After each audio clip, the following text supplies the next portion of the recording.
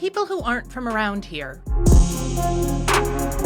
They do their videos in here. People, you see cars lined up all the time down here. This building is a canvas. It's just a bunch of scribble scrabble to me, but For neighbor LaRon Wheeler, I love the neighborhood. It's a quiet street I live on, 68th Street. this brick ruin is a monument to loss. Once upon a time, it was all filled with jobs. Now it's not like that. 60 years ago, Central was a place where people walked to work. This was an old Westinghouse building. Brad Whitehead believes it's possible to paint a modern masterpiece here. Getting the land is just the first step. He leads the Site Readiness Fund, a nonprofit doing the heavy lifting, taking over challenging properties stretching across the east side. So it is 350 acres, which makes it the largest industrial redevelopment in the city's history. The Midline District will start here at a former sugar factory just off Euclid Avenue and follow the Norfolk Southern Railroad tracks south about 1.5 miles before ending at these old industrial sites along the Opportunity Corridor. Tackling dirty land, remnants of buildings, and mountains of debris. What do you know at this point Yeah. about what it's going to take?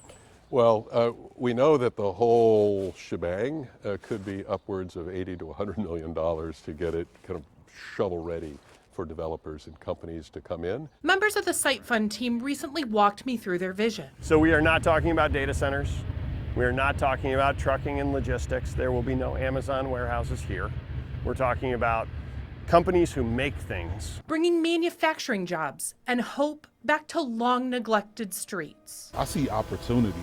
I see what once was to what can be. Linking Midtown's health tech corridor to this developing boulevard with new construction, historic preservation, parks, and public trails. And turning this busy rail line from a dividing line into a unifying spine. We think this can create 2,500 new jobs once this thing gets underway. Mayor Justin Bibb met me inside one of many buildings set for demolition. And there's interest, broad interest from across the country to support us in this work. Work the city put $50 million into in 2023 to get things moving, with hopes of bringing more public and private money here. Putting Clevelanders back to work and making Cleveland a globally competitive city long term. And this work is fundamental to making that vision a reality. Brad's not ready to talk about the employers he's negotiating with. We've had all kinds of interest, both from developers as well as from companies, about what could be there. We're not going public with any of it quite yet, but stay tuned.